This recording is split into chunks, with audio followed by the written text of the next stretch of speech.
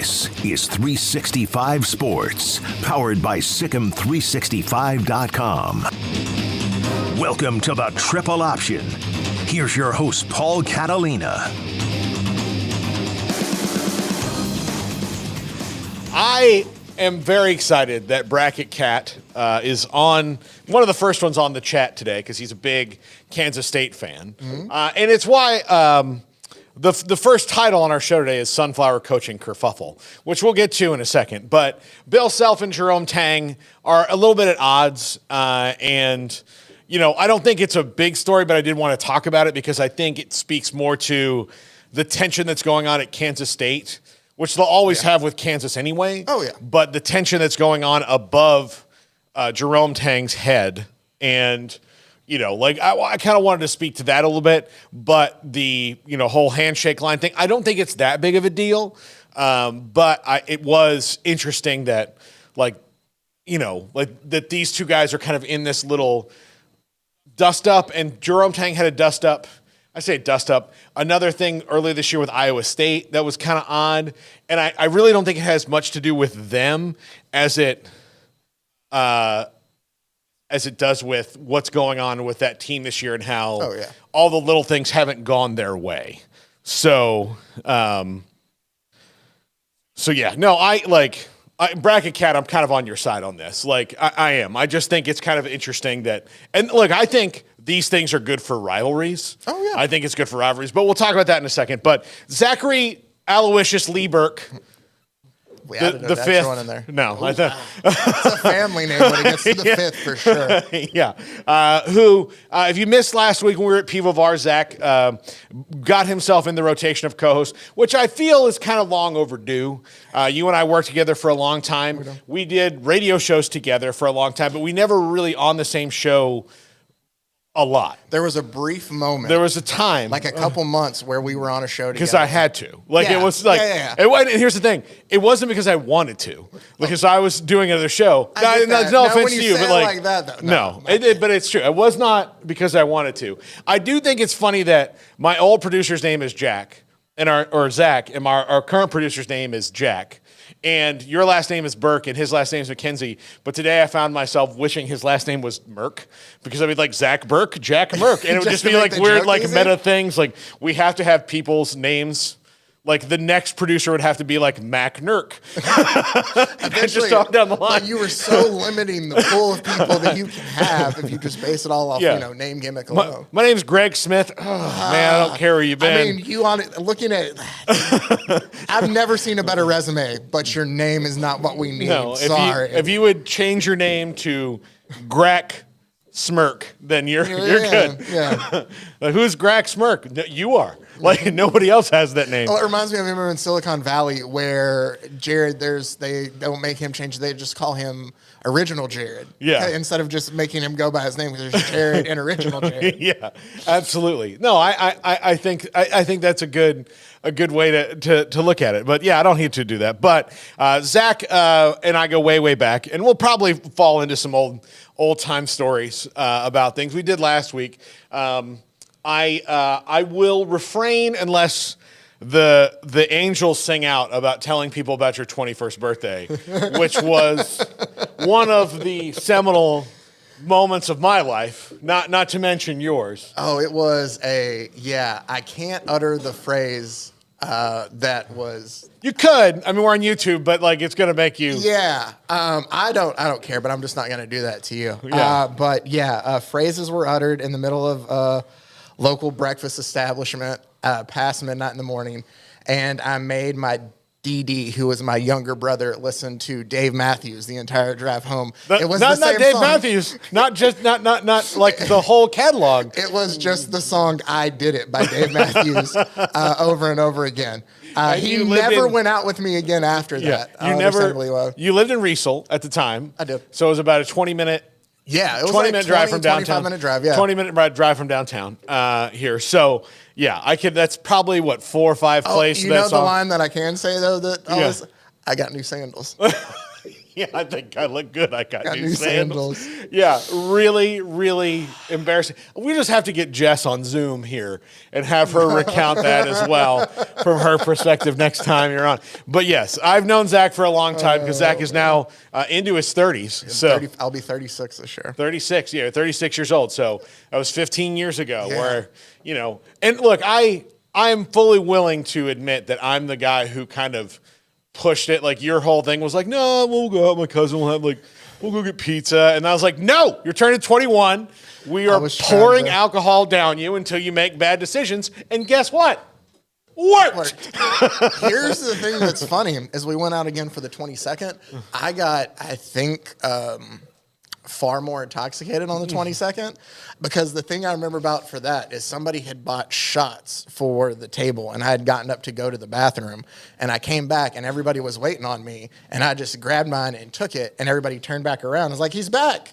He needs another one. All right. But yeah, no, fun was had for sure. Yeah. By the way, there's Jack Merck himself. In case you missed him, doing Jack things. He makes this whole building work. It would totally burn down if he was not here. Yeah, 100%. I figured I'd remind people of that on air by doing things on air. I do. Look, sometimes you do. It's not like, listen, being a passive aggressive sometimes is a good thing. So I totally get it. I make those same plays all the time. Absolutely. All right, let's get into it. Self v. Tang. Okay. I will be the lawyer for Jerome Tang, and you can be the lawyer for Bill Self. Okay. All right. This is how we'll play devil's advocate for either side. Okay. We're just talking about the situation last night. Last night, where if you've not seen it, go back and watch it. Go back and watch the other handshake line. Bill Self was a little upset that Jerome Tang and the coaching staff did a flyby instead of like a legitimate handshake line. And those teams split this year. Mm-hmm. They each won at their home arenas. So since I will be the attorney for Jerome Tang, and you'll be the attorney for Bill Self, I have to I have a conflict of interest on both sides here because I've known Jerome Tang nigh on 20 years. Mm-hmm. And Bill Self is who my wife wishes she was married to. So I got a little bit of conflict of interest here. So from Tang's perspective, I know him very well. I will say this. There have been a couple of things that are a little uncharacteristic about him this year, which I think can be attributed to stress. Okay. In that the best player in their team was dismissed from the team. He did not want to do it that way. The president of the university made that decision. It has been wildly unpopular in Manhattan, Kansas, and we never really got an explanation as the basketball viewing public about why it had to be that. And that's where I think that's the biggest thing I think where the president went awry is that you have to be on the same page as the coach and the athletic director when it comes to these situations. For sure. And because they were not, and it was just Naquan Tomlin's going to be gone. And then the fans, especially in Manhattan, are like, well, why specifically is Naquan Tomlin gone? We would like to know why it's not a suspension situation, why it's an expulsion situation. So why does he have to be kicked off the team? Why can't he just be suspended for a little while? What is the whole thing behind how it all went down? Mm-hmm. And because now listen, he did wind up at Memphis, who seems to not really care what happened before you got there, but if he can just go to Memphis, and Memphis is not even worried about this at all, coming back, because here's the other thing. Here's what I know. Here's what I believe about Naquan Tomlin.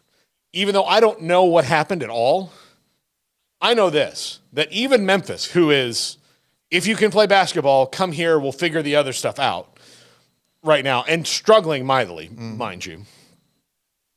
If there's a bad thing, because Bill Self has already gone through that this year with Arteria Morris. If there's a bad thing, most people won't no, we have to wait for it to be over. Yeah. This is not we're going to do right now. So because of that, he is playing. Yes, he's tearing it up at Memphis, but Memphis is not winning. That's the other thing. Memphis is he's doing well. They're not. They're having to make that decision around Penny Hardaway right now. It's do we fire our favorite son? And move on because there's been a lot of controversy. But at Memphis, and that's changed their season. It's totally changed their season. It has not had he was the X factor guy that they had this year on the roster. So I think all that is stressing him out, and it comes out in other ways when you start losing. And he got not lucky, but I mean everything worked out for him last year. Like Keontae Johnson. Health cleared, boom, you've got him. Mm-hmm. You've got this roster that was really, really good. And then this year you think you're going to be able to kind of transition to something maybe not quite as good and deep as last year's, but you still need an X factor guy. And that's where Tomlin came in. And I do think that you can trace kind of all these little things, the Iowa State thing, the handshake line thing, of course, the rivalry with Kansas, like all that stuff, kind of back to the fact that last year was very comfortable for Jerome Tang and everything worked out well. This year, there's like some outside stressors that are not really of his making that he's trying to make up for. And it's now towards the end of the season. And I think there's some frustration there. And so it's just kind of bubbling over in a sense. So from Bill Self's perspective, the attorney for the defense, for the prosecution. From Bill Self's perspective, and like he even said things in his press conference afterwards that kind of goes against it, but I'm arguing for the sake of this. So like Lee Corso in like the old NCAA video games, uno momento.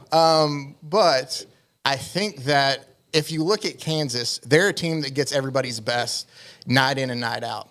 So when they lose, which does happen, usually they get the court storming. It was the win in Manhattan, in overtime, 75-70. But if you're Bill Self, even when you have to deal with all that, the fan storming, you still make the time to sit there and go through and make that handshake line. Mm-hmm. And that was something that he brought up before that. He was like, when they went and beat us in Manhattan, like we still made sure to go through and get that. And watching it, like I tend to agree with you personally that I think it's other circumstances that lead into this. But it is also one of those things that Bill Self said in his press conference afterwards too, that it's a rivalry game. If it didn't get to you, then you're not in the right place. So he kind of made it sound like I'm a bit fine with it. But if I'm Bill Self, I make the argument that I have to deal with everybody storming the court all the time. I have to deal with, you've come out and you've beat us and you're making a show of how big this win is. And I still have the time to sit there and make it, no matter how small it is. But I think that it's everything else going on at Kansas State. I agree with you there. From my co-defense here, Bracket Cat, bet we wouldn't have had a handshake line in Manhattan had we stormed the court like KU expected, because they did. And Jerome Tang and staff told them not to. What he wants, and I totally agree with this, is you should expect to win at home. Mm-hmm. And they beat Kansas last year. I mean, they've beaten them. It's not a new thing. That's where the Wake and Duke thing, yes, Kyle Filipowski got a little banged up for a minute, and that was scary, and it could have affected the entire NCAA tournament. That's why it needs to be wrangled in. But I think schools just need to be ready for it, A, and B, if you've done it before, this is not it's not something that you go back in the history books. Wake beating Duke was not 1947, the last time they did it. There were iPads the last time you beat them. Nothing was different. Yeah. It was just season 5 of Game of Thrones. It's all the same. Don't worry. Nothing's changed. Yeah. No, I think in all of it that it is one of those things that he could have. I've seen Bill Self get, what was the game earlier? He's shown his emotions earlier this year. What did he get kicked out of? Was it it wasn't the Texas. What was Bill Self? Yeah, he got kicked out of. I can't remember what game it was, but it was his first. I'm just saying, he's shown those emotions too. So, he has to realize that. Well, look. If you want to talk about somebody who's having a befuddling season, Kansas is having a befuddling season. Very true. Save for this game against BYU last week, as long as they're in the friendly confines of the fog, everything's fine. Everything looks good. Even though he was mad after that Baylor win because they kind of, dragged ass down the stretch, everything's fine. It's fine. Everything is good in this building. Everything is fine here in the sanctuary. But the minute they've stepped outside of it all year long, bad things have happened. Or at least since conferences started, bad things have happened. And so, I think you're looking at two coaches who are dealing with different kinds of frustrating years. One who thought, who had planned on this year of being a team that was going to contend in the Big 12 and have bigger wins. And then they've had these losing streaks because they just don't have the roster they thought he was going to have. And I think that I think that like all frustration winds up being the same, right? Mm-hmm. Everything's the same. It's just different things. Every kind of, it's just different species of the same animal. Mm-hmm. One's yellow, one's red. That's all it is. It all creates the same kind of emotion. Like nobody's like, hey, why is Zach in such a good mood? Oh, he's totally frustrated. Yeah. Like, no, I mean, like, he's in a bad mood. He's frustrated about something. We all react the same way, kind of. And so, yeah, I just think that's this. And I don't think it's a big deal, but I do love these kind of things because it will fuel the rivalry a little bit more. And I know that because when I brought this story up to Amanda this morning, she was like, like she was incensed. She was incensed. And even used the phrase, that's your friend. And I said, yes, it is. Wow. Yeah. I've told the story in the air, but you might have heard it. But last year when they did beat Kansas, and it was his first game against Kansas as the head coach, and she was very upset about it. And I went, oh, good for Jerome. Worst fight we ever had. She would have rather heard me go like, hey, I've been stealing money to buy cocaine. Like, honestly, it would have still been a fight, but it would have been over and been like, okay, we'll get you some help.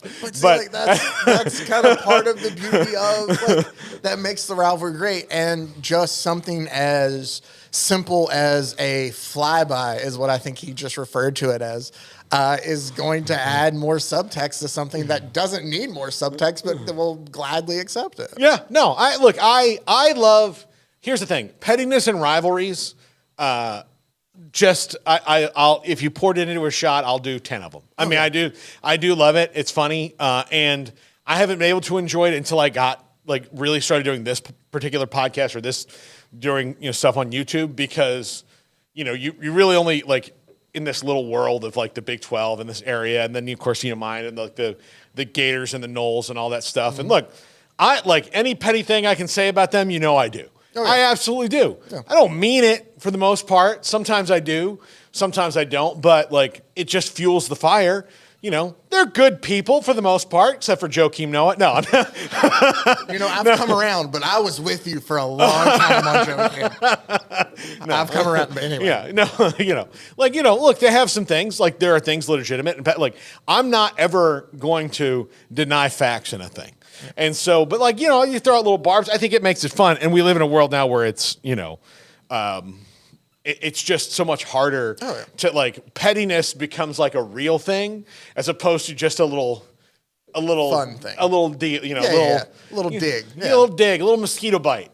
Instead of just going, well, that's over. It's just a little bit. It's now a whole I could get malaria. Malaria. Do you understand? Malaria. Have you ever had malaria? I've never had malaria, but I've heard it's bad. Killed people in the 1800s. That's how people react to those things now. Yeah.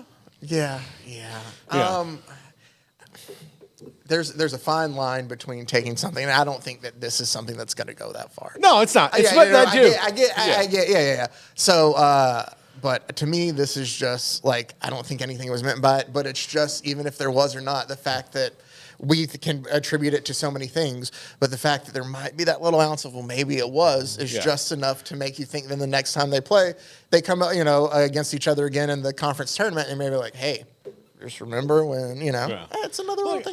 I'll tell you. So Bill Self is a master too of motivating his team through little things like that.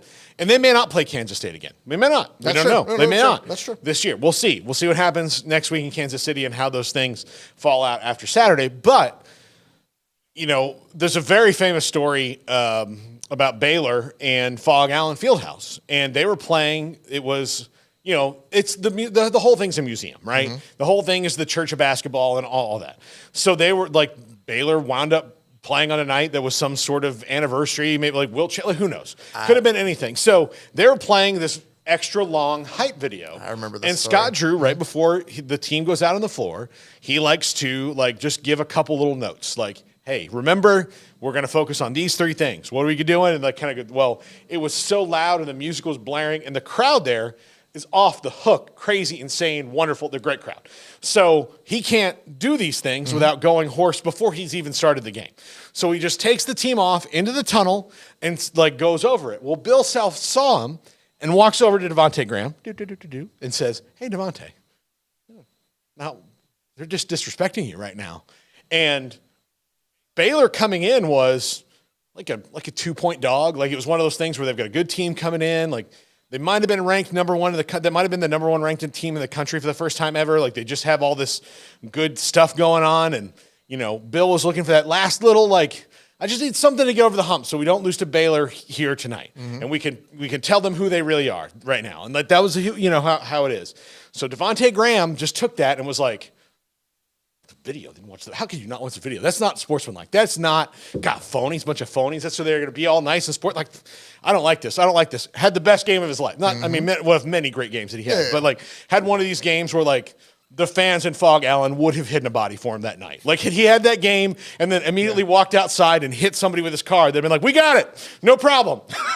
His family will never even know he's gone. You don't have to thank me. Yeah, it was just that way. But, and when Bill Self was asked about it, he's like, I didn't really say anything. I just said, hey, you should see they're not watching the video. That's all he did. So it's those little things. And coaches, he's a master of that. There's lots of coaches that are. Tons of coaches that find those little things that are nothing, legitimate nothing burgers. Nothing. And then they just put it in a kid's head. And look, Kirby Smart somehow convinced his team 2 years ago that people doubted them. No. Doubt is not the same as please don't destroy everybody. Yeah. That's just a smidge of a difference. That's just the difference. So anyway, but yeah, I think it's I like the little nip.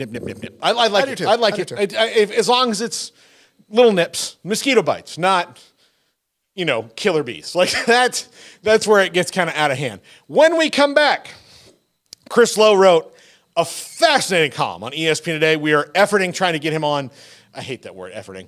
We're trying to get him on the show this week to talk about it, but there were some kind of bombshells in it about Nick Saban's retirement, how long it took, and then the mad dash to replace him, including a detail that when I first read it, I was like, and then I was like, okay, I'm fine with it, and then everything's worked out. But it was a pretty substantial detail about a potential candidate and his replacement at the place he'd be leaving. We'll talk about that next. This is the Triple Option on 365 Sports.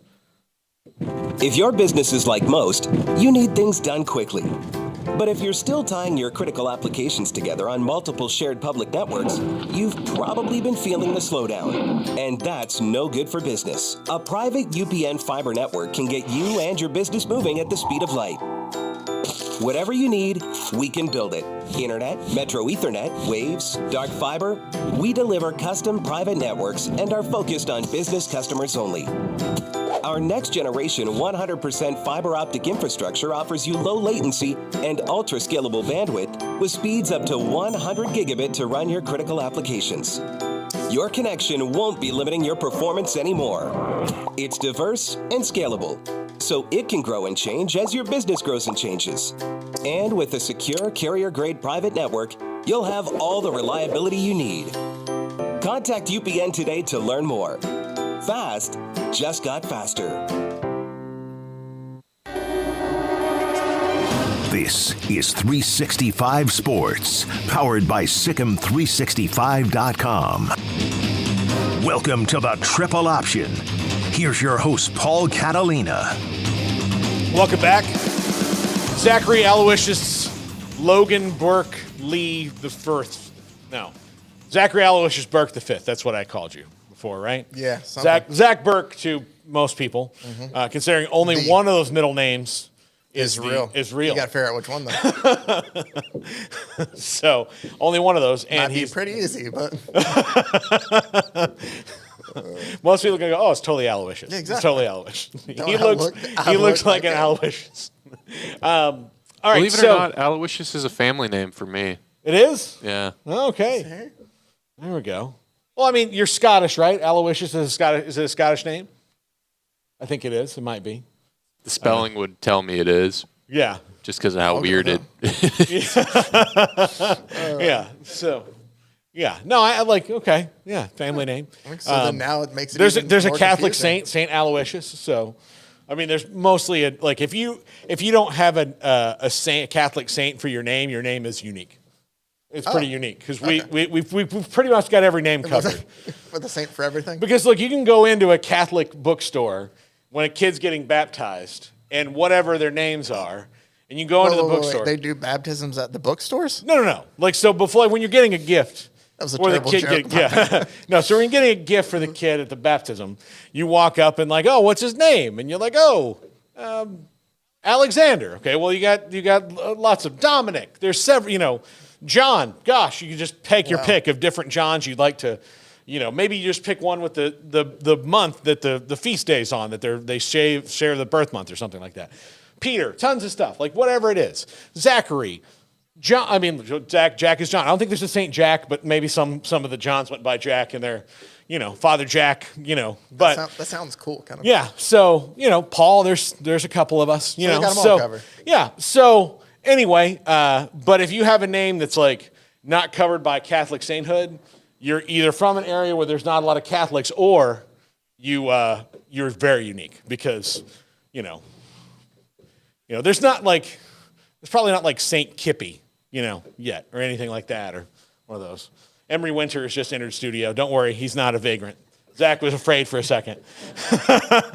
I told him that sometimes people just randomly come in this. Before he came in today, or when he came in, I said, no, we get two kinds of random people in here: people who are looking for apartments and don't read the sign, and homeless people trying to add to their meth account. It's just because like my brain went to like fight or flight, and I see shoes, and I'm just like, all right, let's just see how this plays out.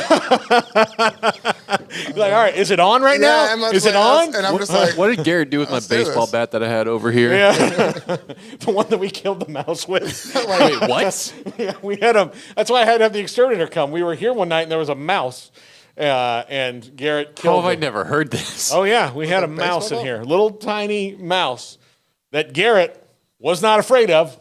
Oglesby. So Saban, though. Yeah. But now to Nick Saban, who is not a cute little mouse. Or a dirty little mouse, as he was. But either way. I don't think the mouse is really all that cute. It was kind of gross. Like if you have like an actual. Yeah, no, I just love now the terminology. Nick Saban, not a dirty little mouse. He's not a he is not. No, he's not. Sorry, go ahead. I shouldn't have like that's something that like Lindsey Graham would say. Like Nick Saban's just a dirty little mouse.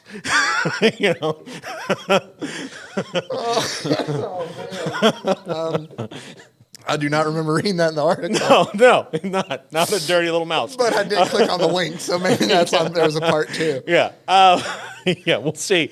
But it was so fascinating to me to read, like how Greg Byrne knew he was on the clock for a year. Like this is kind of hoping that, of course, if you're Greg Byrne, the words you never hope to hear are, Greg, I'm retiring. You just never want to hear it. You're going to, but you just hope that maybe it's not Greg, I'm retiring. Maybe it's, hey, Greg, I just told your replacement 10 years from now that I'm retiring.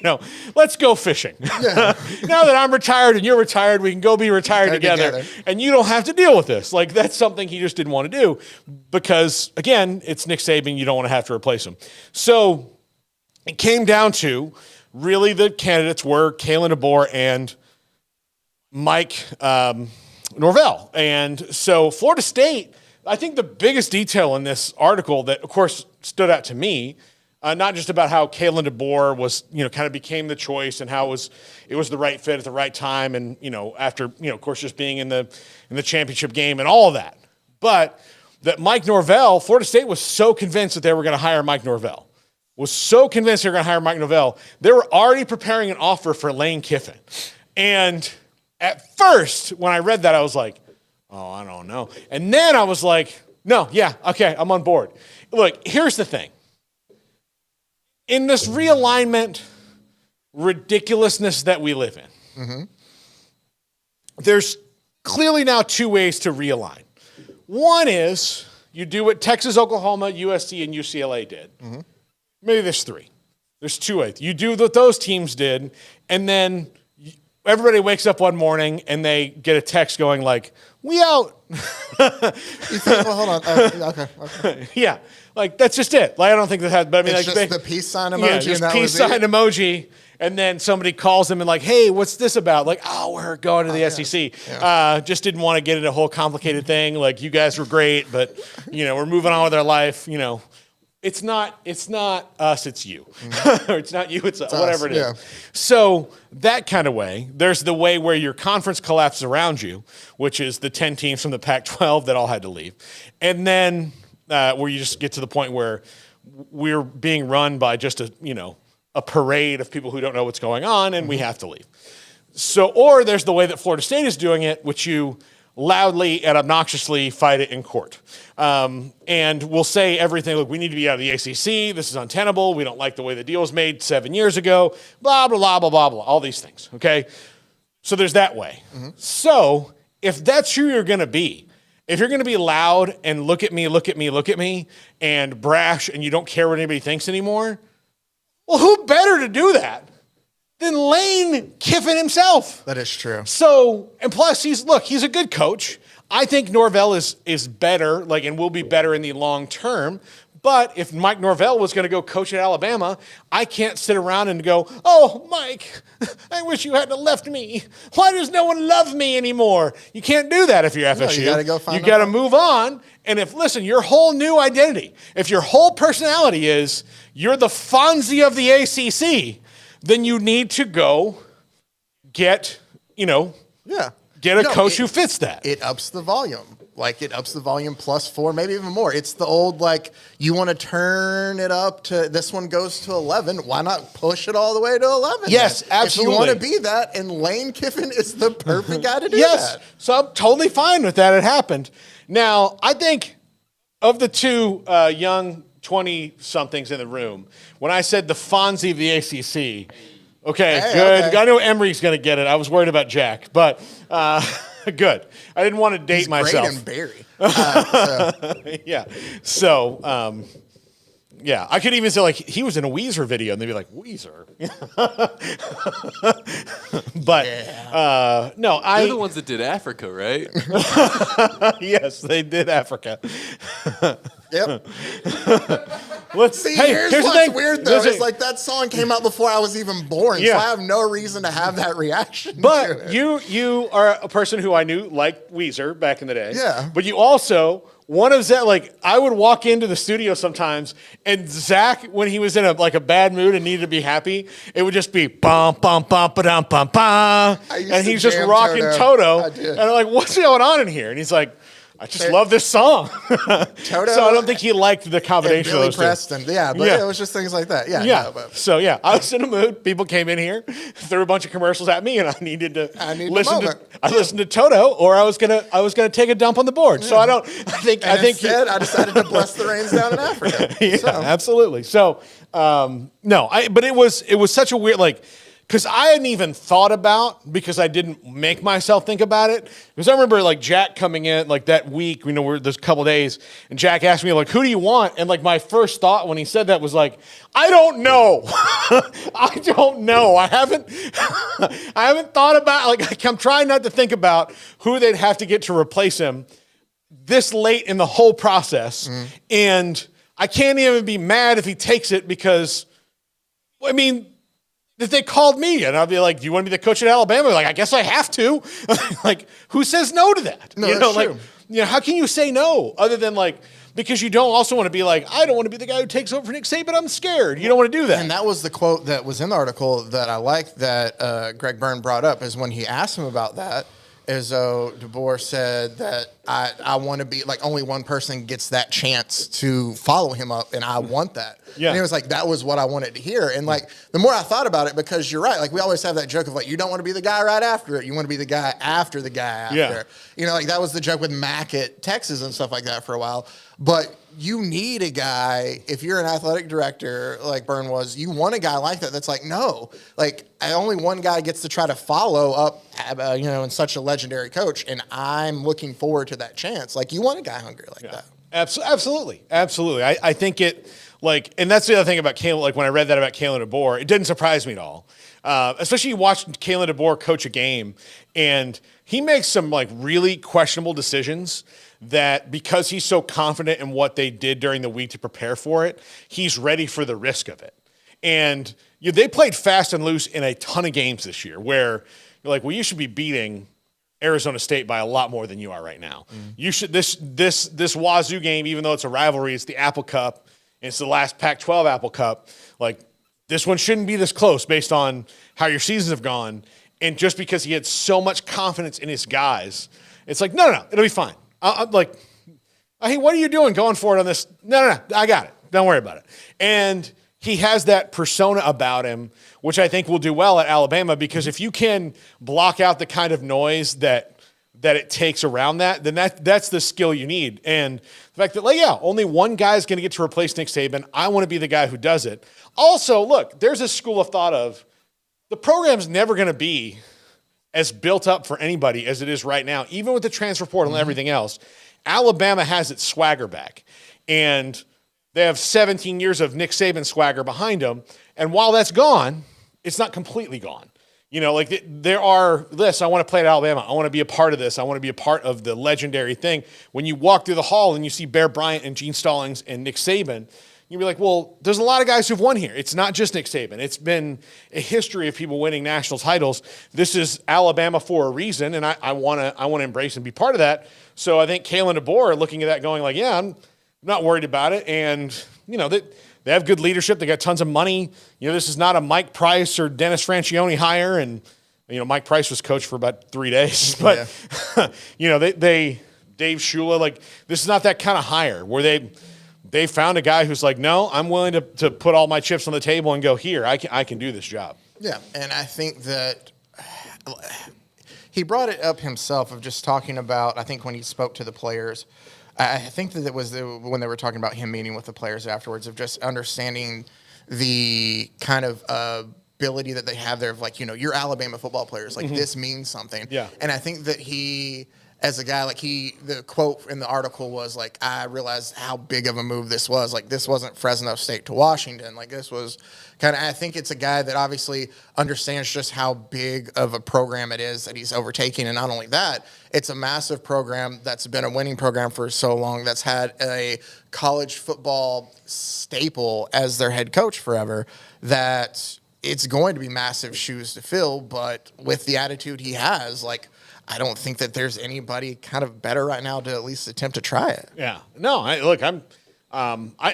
think they had a ton of good options, but, it just, I'm very curious to see how Kalen DeBoer does this. And he's already, he retained enough guys on that recruiting class. The rosters are kind of a different animal where, coach leaves, the transfer portal happens, and a lot of guys who were taking a little bit less NIL to play at Alabama for Nick Saban are like, well, now I'm going to go cash. I'll go cash in because I've got the Saban chip in my bag, and now I can go get the money chip in my bag and see where else it goes. Because there are, now there's other places that you're going to be able to maybe show that you can get to the NFL in. Not quite as good as like I went through the Nick Saban school and now here I am ready to play for your NFL team. But Kalen DeBoer has to prove that out. Mm-hmm. And so since it hasn't been that long, the guys are going to leave. But, and Alabama they've come back to earth. Even though they have a coach who we think is going to be successful, they're going to have to live how the other half lives. Like, there's no Nick Saban coming at the last minute and going, hey, we need an outside linebacker. How'd you like to come to Tuscaloosa? And be like, sorry, everyone else. Did you not feel, and maybe it was just me in reading it, though, I got a sense of, and I'm going to be really careful with how I word this, because I'm going to say that the game has, or it's starting to pass Nick Saban by, and not in an instance of where I don't think he can coach it still, of where. I know where you're going. I don't think it's passed him by that he can't coach anymore. I think it's passed him by where he doesn't derive as much joy from it. Exactly. Yeah, and so it's a different thing. He's older. If he was 15 years younger, he probably wouldn't really, he would just adjust. But you're like, well, how long do I have to adjust this before? And I think part of the thing is a lot of coaches are wrestling with this. I'm going to adjust now. I'm going to have to adjust again. I'm going to have to adjust again. Well, if you're 72 years old, how many times at the end of your career are you going to have to readjust how you're doing things when you did them one way for so long that was this way? Even if you're for change, you're like, well, this is probably for somebody else to do that has longer in this than I do. I think that's a huge part. By his own admission, I think that's a huge part of it. And like reading it, like that's what I thought of is like all the greats eventually hit that. Like, you know, you think of a guy like John Wooden, like, yeah, he had great runs, but eventually like that game kind of got and he couldn't compete. Or somebody like a Bobby, like it happens to all the greats. Like it eventually gets to a point of where, all right, I need to adapt in the time it's going to take me to kind of reassess and do all this. Well, man, I'm closer to 80 than I think. Do I want to be coaching at that point in time to try to? And so like, as you said, I liked that part of the article too, of where he talked about the players meetings and it was two questions that like most of them asked. And it just made it seem like it was different than what he was used to most of those questions being. Yeah. So when my dad was still alive, he was having some heart problems and he was in the hospital and like 2 different doctors from this practice had come in and been like, well, we can do this and we can do this. And then they said, but we do want to bring in, the founder of the practice, and he's just the best that there is. So it was the older Dr. Schultz here in Waco, who was, he was just unbelievable. But look, he had gotten to the point where, look, he was not young enough to like do all the technology, but he could still, like John Wooden or Nick Saban or whoever could walk onto a field and be like, yeah, well, your safeties are no good. Oh, this is no good. Oh, you guys need to be running a zone. You don't have man guys. Like you could throw that out there. What he did was literally like took like the chest x-rays and the scans and all this stuff and goes, oh, well, there's your problem right there. It was like two minutes. And the other guys are like, oh, well, you're right. Son of a gun. And then he walked out and the regular doctor came in and I was like, he was like, that's what 60 years of being a doctor, or whatever it is, like 6 decades in this thing will do, is where you walk in and you're like, well, there's your problem. That's what you got to fix. And there's like, you guys use whatever fancy, laser beams you have now to get that thing out and I'll move on. But like he still had that. He wasn't doing surgeries anymore. Mm-hmm. He was still practicing a little bit, but that's what they needed him for. Because he didn't have that, is he going to teach himself how to use all these new tools? No. He was 78 years old, but he was walking in the room. Well, 78. He was like 84, something like that. Like, no, but he can still walk in the room and go, here's the problem. But does he have can he see 100 patients a week? Can he see it? No, he can't do that. That's where Nick Saban is. He can still diagnose what's going on. But do you have the energy to do it and then, oh, hey, look, there's this new technology. Oh, there's a new technology again. Or there's a new way of doing it. There's new rules. There's no rules. There's a ton of rules. They're all gone again. Like, I get the point. Like, I get it. I would just be like, this is for someone else to do. Let me be in a role in college sports now where I can advocate for what I think is right. Yeah. And that's where I think Nick Saban is. So when we come back, we're going to play NFL Draft Rapid Fire. Emory Winter will pick the team. We can't do the Bears. We can't do the Texans. We can't do the Falcons. We can't do the Commanders. But anybody else is fair game. Emory Winter is going to pick the team that we're going to talk about. Randomly, off the cuff, improv, NFL Draft